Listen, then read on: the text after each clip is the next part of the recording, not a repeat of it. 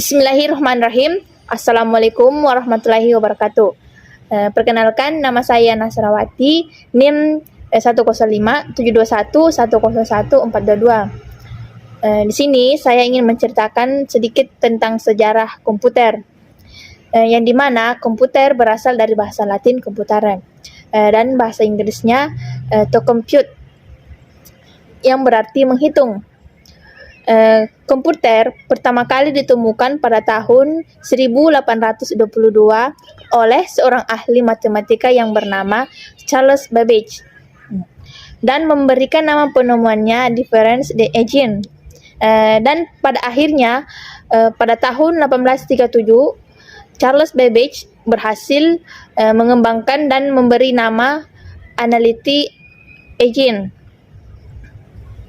Sejarah perkembangan komputer terbagi menjadi dua tahap, yaitu sebelum tahun 1940 dan setelah tahun 1940. Setelah itu, komputer itu memiliki 5 generasi, yaitu komputer generasi pertama pada tahun 1940 sampai dengan 1959. Komputer generasi pertama mengandalkan mesin language dengan bobot sampai 30 ton, dengan ukurannya yang besar sehingga memerlukan daya listrik yang besar. Komputer ini dinamakan ENIAC, mempunyai bobot 30 ton, panjang 30 meter, tinggi 2,4 meter.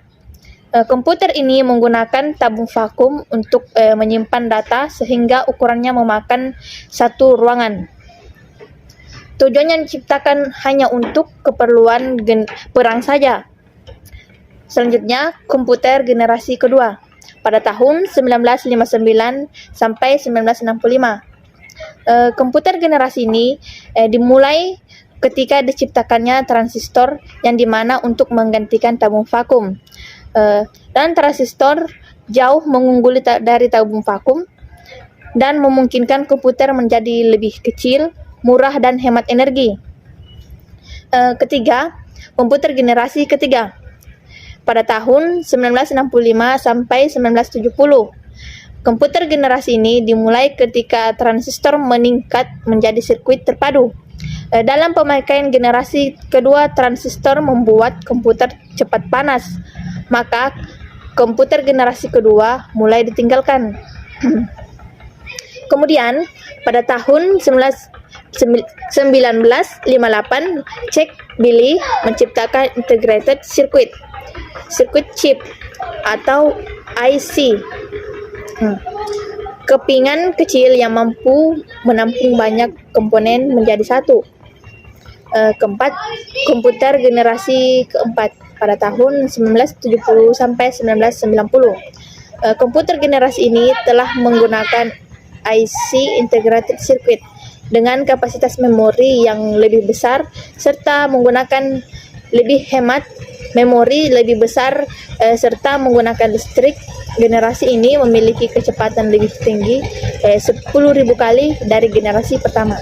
Oke, yang terakhir, komputer generasi kelima pada tahun 1990 sampai sekarang. Komputer generasi ini mengembangkan komputer yang bisa bercakap dengan manusia sehingga bisa meniru intelijensi manusia. Dikenal juga dengan sebutan generasi Rentium. Komputer generasi ini dipelopori oleh negara Jepang. Komputer ini telah menggunakan very large scale integration dan artificial intelligence supaya komputer dapat memecahkan masalah sendiri. Oke, sekian dari saya. Kurang dan lebihnya mohon dimaafkan karena manusia tidak luput dari kesalahan. Oke, saya akhiri dengan ucapan terima kasih. Assalamualaikum warahmatullahi wabarakatuh.